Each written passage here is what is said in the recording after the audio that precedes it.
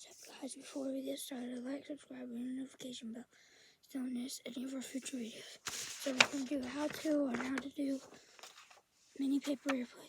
First, grab our scissors and paper. You can color it if you want. Go like this. Just like that. And then just like this.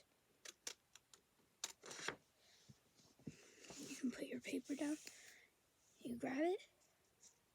Put it like that. Do the same thing as a regular paper airplane, just tinier. And then fold it to where it looks like this. And then grab this side, turn it over, put it like this. And turn this other side over, just like this. Flip those sides up. There you go. So, short video and just how to, so